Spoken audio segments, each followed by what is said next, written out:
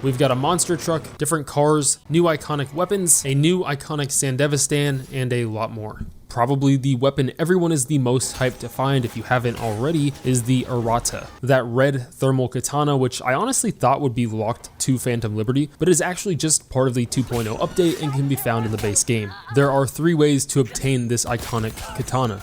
One would be to grab it in Phantom Liberty, since after the intro to the DLC, you can grab it from the black market vendor who is found in the main Coliseum area near all of these shops and vendors. It's pretty hard to miss if you look for it. This is where you can really cheat and purchase any iconic weapon that you can really think of and don't already have. If you don't have Phantom Liberty, which by the way it's well worth the price based on what I've played so far, technically it can be found during the main story mission Disaster Piece. You will just need a technical attribute of 20. If you have that, getting it is very simple to do. You just come to the warehouse location here on the map at the Electric Corp building, and once you get there you'll pull up and see a couple of warehouses where you ran through during that quest. There's a staircase in the back of this building that we can use that says Sector 0, and we're just following a pretty linear path you can't get lost in. If you do take a wrong turn, it comes back to this main path, but just follow the way I go if you think you will get lost. Once you get there, you'll find the double doors that require a technical ability of 20, and upon opening those doors, you'll find the thermal katana just sitting around the corner in the fire. You just want to wait a couple of seconds to equip it, otherwise you'll burn your hands and die instantly. But once you grab it, you can head back upstairs the same way you came down, but before you leave, you can also grab the new Militech Apogee Sandevistan. It's a really good iconic Sandevistan that was introduced in this update that you can grab completely for free, and you can get it in a couple of different ways. You can find it here in the same exact building that we got the katana from, and I'm just going to leave from the katana location in case you want to grab both at the same time. So going back just barely the way we came, if you go out this door here, it will take you back to that camera room that you need to head down in order to leave, but instead go straight and over to the right where you can find another room here that you head through with the plastic wrap all over the walls, and as soon as you enter the next room, you'll find it in a crate. That's where I and a couple of other people have at least found it. If this isn't there, I believe it's because you looted this crate prior to this update. You can also purchase this in Phantom Liberty. There's a Ripper Dock right here in Dogtown. That is where I bought it from, but I believe you can get it from multiple Ripper Docks in Dogtown. And I also found it during the end of one of these story missions in a container in Phantom Liberty. But yeah, in this warehouse is a possible location where you can grab it. By the way, I'm not sure if this is the Sandevistan or the fact that my cyberware is being increased with the Edgerunner perk and I'm in the red there, or a combination of both, but you'll occasionally hover toward the edge of cyberpsychosis and hear David laughing in the background.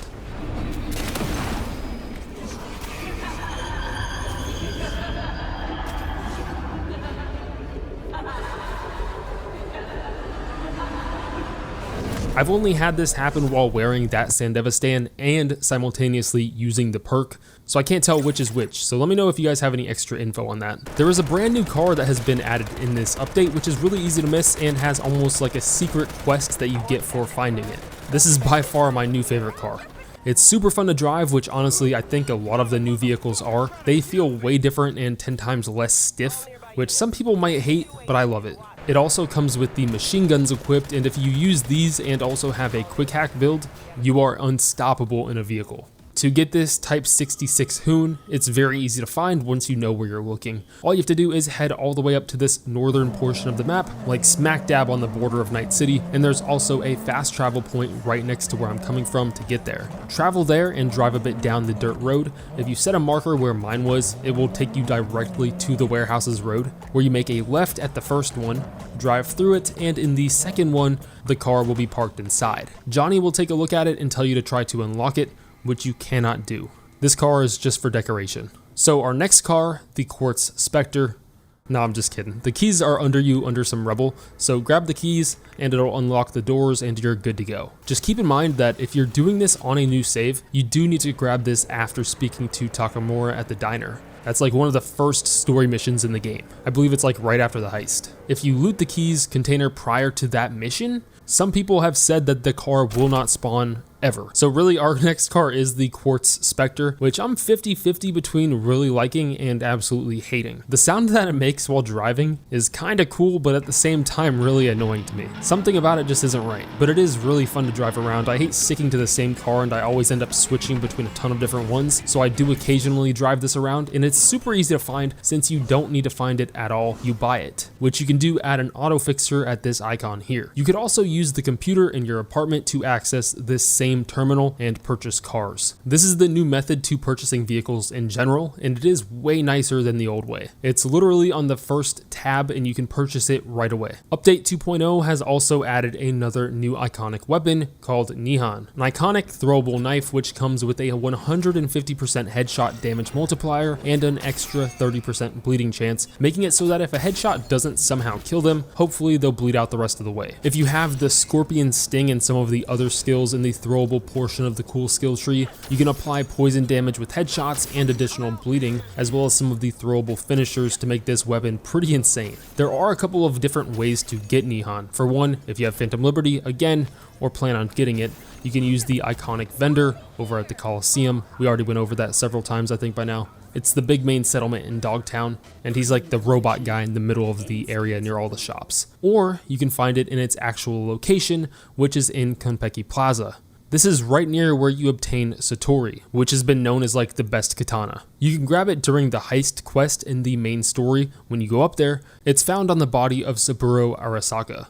Now you can technically get back into the plaza. We went over how to do that with one of my build videos, but they have patched the way that we used in that video. If I can find another method to get into the plaza, I'll link it down in the description, but right now they kind of patched that for some reason. So your best bet is grabbing it while you're doing the heist mission, while you're up in the penthouse, and while you're up there, don't forget to grab the Satori Katana, which still is in the same exact location at the top of the tower in the helicopter. It is the iconic katana, which again, prior to this update, and probably still is one of the best in the game. I haven't tested all the new stuff out nearly enough to say whether or not that's still the case, but it has been changed up a bit, arguably a massive nerf to it, going from a super high 500% crit damage that has been taken away to now having a pretty cool ability to go from having the katana sheathed to where you could hold the right trigger or left click to use a quick draw attack that will cause bleeding. So it's definitely been balanced out a bit, but pretty cool. Also, this ability goes great with the Nihon knife that we just went over. They both have the abilities to cause hemorrhage if one or the other causes bleeding prior to using the other. So for example, you could throw the Nihon knife at an enemy to cause bleeding and then use the sheath attack on the Satori to cause hemorrhaging, or do the exact reverse. You could also choose to throw the Nihon and then deflect bullets back at the enemy, which will either finish them off or eventually cause hemorrhaging. The Nihon only guarantees bleeding from being thrown, and the Satori only guarantees it through its new sheathing ability, but their other attacks still do have a 30% bleeding chance. So they've made some big changes in this update with absolutely everything, which completely flips some of our past builds completely upside down. If you use this ability with the Demon Slayer ability here, you can have a lot of fun. But yeah, there's a lot of big changes. I'm not going to go over every different iconic weapon change because there's a lot of them, but one of the ones I'm having the most fun with is Jackie's dual pistols. They used to be absolutely useless to me, and it seems like maybe a dual wield mechanic were scrapped at some point because there really was no purpose to having two of them, but now using them in unison has an actual use. They both have these same abilities, which are heavily focused on headshots. A 100% headshot damage multiplier, 25% armor penetration, and 10% extra crit chance. But for every headshot, your crit damage and burn chance are also increased, and what makes them great in unison is that the next time you equip this pistol, you get extra ammo back in the magazine equivalent to how many headshots you hit. So using them in unison, getting some headshots with one and then swapping to the other to get more headshots makes it so that you really don't ever have to reload. And these pistols are pretty dang strong if you're hitting headshots as well, especially if you go the extra mile to upgrade them. I was playing at one point with only these two pistols equipped so that I could just be swapping between both, and they go pretty crazy. Obviously, you could just use one pistol and still have the ability to regain ammo if you just want to swap between that and another rifle or something.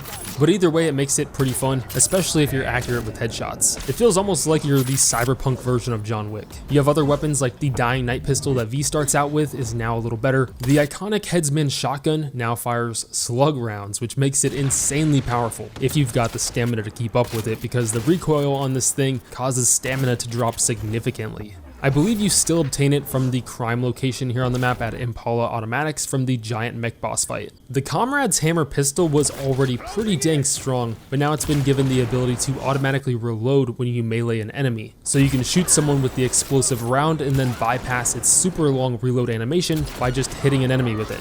It's pretty insane. The iconic sledgehammer that you get from the Sasquatch boss fight at the mall has also changed and is insanely powerful. I think prior to this update it wasn't even a legendary, if I'm remembering correctly, but if you fully upgrade this it does some insane damage, the downside being that it tanks the hell out of your stamina as well, but it's kinda worth it. Skippy, that smart pistol that used to be lost after completing the side gig that you get it from, called Machine Gun, is now able to be kept. Now after you complete that gig, you will eventually get a text that allows you to come pick Skippy up. A huge downside to this being that she stripped the weapon of its AI. So you could do what a lot of people have done in the past, just not finishing the mission and not returning Skippy to her, in which case you will keep its AI, probably the coolest part about the weapon, or you go return it and eventually you'll get it without the AI. You can also inspect your weapons now to see the cool animations, which used to only play when you first picked these iconics up, but now if you holster your weapon by double tapping triangle or Y on controller to holster the weapon, and then double tap triangle or Y, or for PC it would be Alt or the B key, it will pull out the weapon and show the animation. So you probably noticed that each Edgerunner has their own skills, most notably David taking up the center of the technical skill tree for all of these cyberware buffs, which makes sense with his high tolerance for cyberware, Lucy with her monowire and intelligence related stuff, and Rebecca, who you'll see in the body tree. But you'll also find them around Night City, or at least the memorials for them that Lucy left behind before heading to the moon, which you can find over here on the map. She left individual notes for each person, which is how you can even tell that it's Lucy. There are a few new arcade machines in the game, but the Trauma Team arcade game located over here in Night City, around that main vendor area with some of the shops, if you hop up to the top toward the cyberware vendor, you can find the arcade machine sitting beside the vendor. You need to beat the high score here, which can be extremely annoying if you don't feel like putting in a ton of time and arguably just kind of ridiculous. I made it pretty far and only had like 200k points, but you need 450,000. That will let you beat the record, which I believe is like 440 something thousand, which will then get you the Trauma Team outfit. It's kinda hard, and if you die, you lose 10,000 points, but you can continue. If you want to cheat, there are some spots that infinitely spawn enemies. If you go to stage 3 of level 1, literally the third stage in this minigame, there's a helicopter. You'll notice that the helicopter infinitely spawns enemies. Take everyone out, every single enemy, and then take out that helicopter as well. Once you destroy it, 2 more will come and take its place. You want to stand off over to the left and kill both enemies that drop out.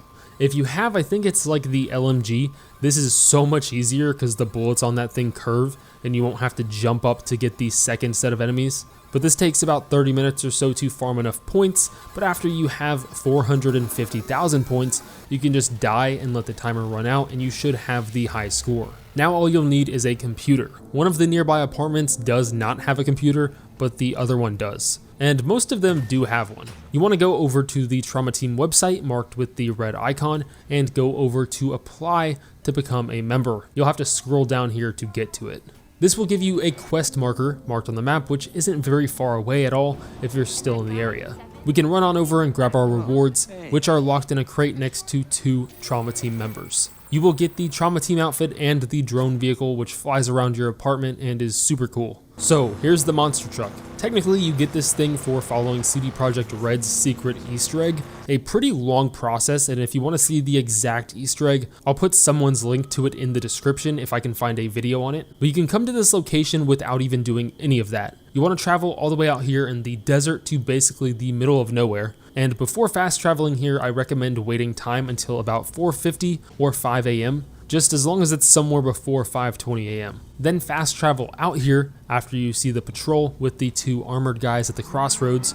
You want to stop basically in the center of the 2 billboards. If you drive out into the dirt a bit over to your left, you'll find a random mattress on the ground. It's sort of hard to see, but it is there. I would move your vehicle somewhat out of the way because I feel like having mine close was interfering and not allowing this to work. But you want to stand on this mattress and go AFK. And as long as it's before like 5:20 a.m., it should work. Just go AFK and don't touch your controller. It took me like 10 minutes real time of sitting here, but it will eventually play a secret cutscene. which, by the way, I just found somebody else's video on it, which I will link down in the description.